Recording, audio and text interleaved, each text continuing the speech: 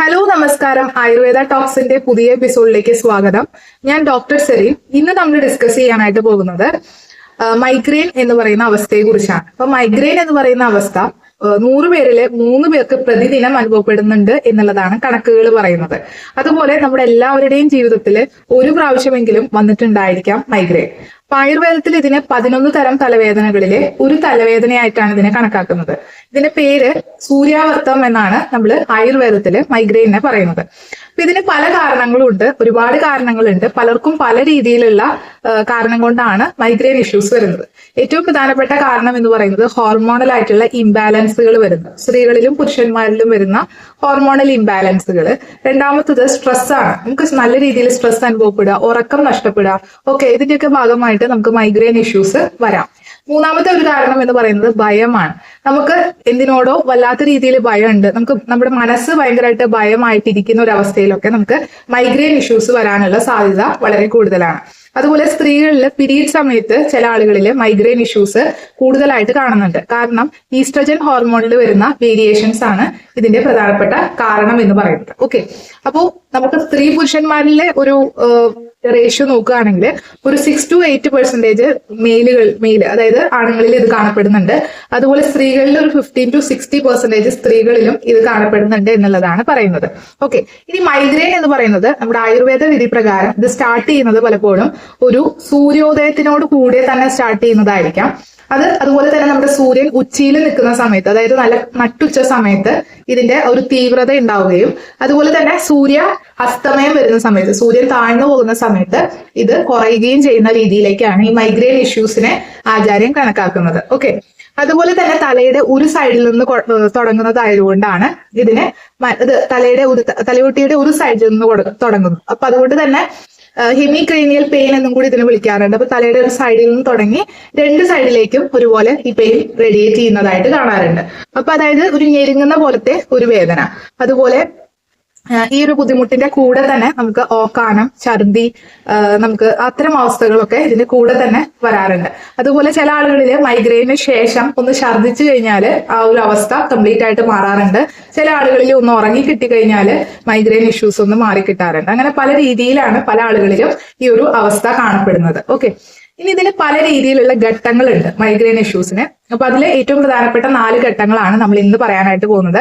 അതിലൊന്ന് പ്രഡോമൽ symptoms. പ്രഡോമൽ symptoms എന്ന് പറയുന്നത് മൈഗ്രെയിൻ വരുന്നതിന് മുൻപ് തന്നെ ശരീരത്തിൽ കാണിക്കുന്ന ചില ലക്ഷണങ്ങളാണ്. അതിൽ ഒന്നാമത്തെ ലക്ഷണം എന്ന് പറയുന്നത് മലബന്ധമാണ്. രണ്ടാമത്തത് ക്ഷീണമാണ്. ഓക്കെ, പിന്നെ അതുപോലെ തന്നെ ഇത് എത്ര നേരം കഴിഞ്ഞത്, അതായത് 20 മിനിറ്റ് മുൻപ് നമ്മുടെ ശരീരത്തിൽ മൈഗ്രെയിൻ വരുന്നതിന് ഒരു 20 മിനിറ്റ് മുൻപ് 1 മണിക്കൂർ നീണ്ടു നിൽക്കുന്ന ഒരു പ്രോസസ്സാണ് ഓറ റിലേറ്റഡ് ആയിട്ടുള്ള ഓറ എന്ന ഘട്ടം. അപ്പൊ ഈ ഘട്ടത്തിൽ നമുക്ക് ശബ്ദത്തിനോടൊക്കെ ഒരുപാട് വെറുപ്പ് തോന്നും, ഒരുപാട് ശബ്ദം കേൾക്കാൻ പറ്റില്ല. അതുപോലെ തന്നെ കണ്ണില് ഒരുപാട് ചിത്രങ്ങൾ പതിയും, അതായത് മനസ്സിൽ ഒരുപാട് ചിത്രങ്ങൾ വരും.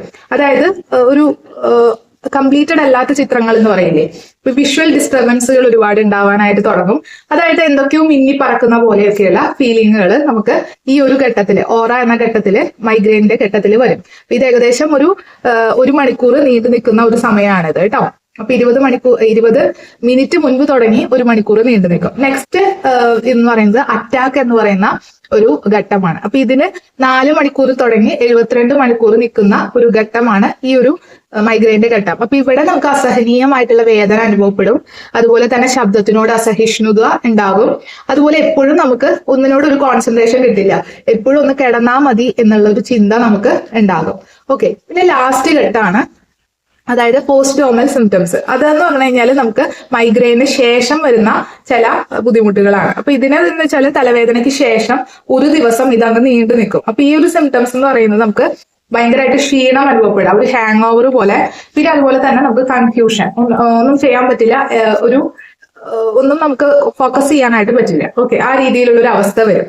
അപ്പൊ ഇവിടെ നമ്മൾ ആയുർവേദത്തില് മരുന്നുകളായിട്ടും ചികിത്സയുടെ കാര്യം പറയുമ്പോൾ ഉള്ളിലേക്ക് ഔഷധങ്ങളായിട്ടും അതുപോലെ പുറമെ കൊടുക്കുന്ന ചികിത്സകളായിട്ടും ഒക്കെ ഒരുപാട് ചികിത്സാ രീതികൾ ആയുർവേദത്തിലുണ്ട്. പൂർണ്ണമായിട്ട് മാറ്റാൻ പറ്റുന്നത് തന്നെയാണ് ആയുർവേദ ചികിത്സാ രീതിയിലൂടെ.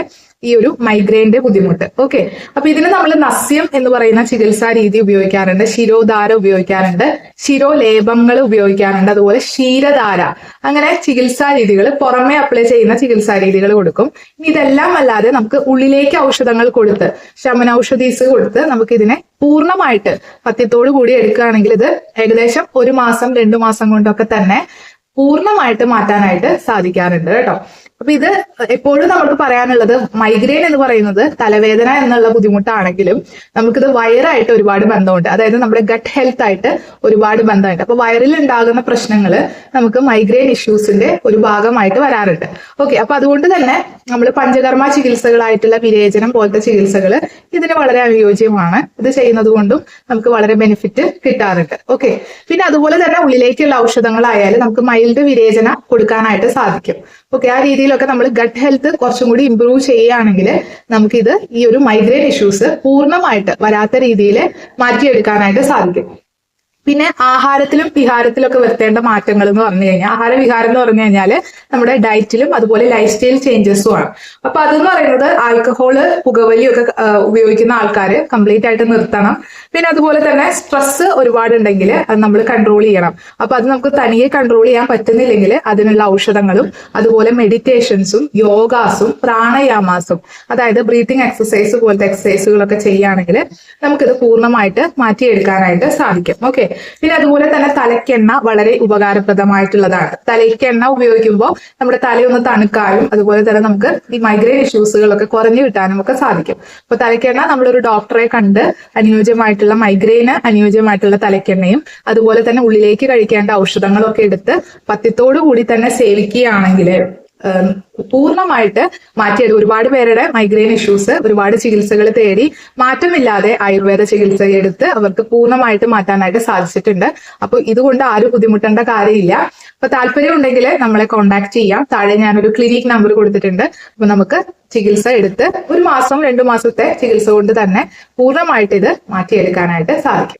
അപ്പൊ താല്പര്യമുള്ളവർ വാട്സപ്പ് മെസ്സേജ് ചെയ്താൽ മതി. ഓക്കെ, അപ്പോൾ താങ്ക് യു സോ മച്ച്. നാളെ നമുക്ക് പുതിയൊരു എപ്പിസോഡുമായിട്ട് വരാം. അതുവരേക്കും stay happy and stay healthy. By.